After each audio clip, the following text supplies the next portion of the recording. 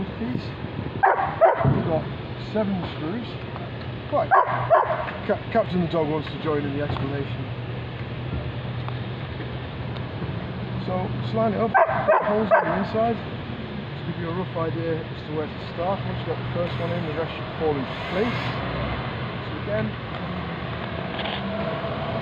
trying to make sure that there's no mismatch here. So just line it up nice and flat. Like a 75mm screw in. These are slightly longer ones. And again, pull it out. Make sure it's nice and flush. And push it in there. And you should see that there'll be a little bit of a gap here where the corner comes out against the flat panel. That will sit nicely on the floor. Again on this side, just pull the panel flush, line up there. You can even drive the screw into the same hole.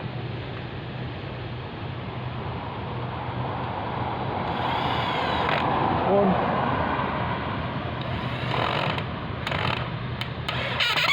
two,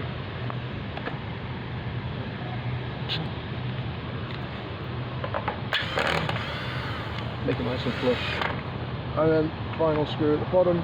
Again, there's a little bit of play here, so you can just push it in, make it nice and flat on the front, on the side, and then drive that 75mm screw right in, leaving this top one loose to last.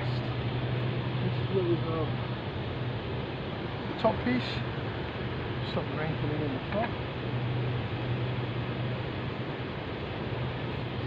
That last 75mm screw on the top, so if you just make sure it's nice and flat, get the first screw in, that keeps it in place for the rest of the journey. As you can see, there's already a hole here, so it'll just fit in nicely.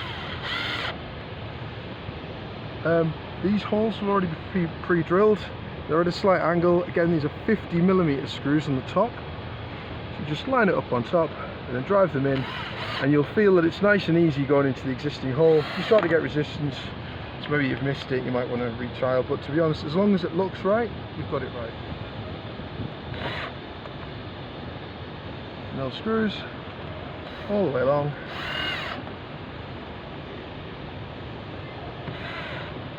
Pause that.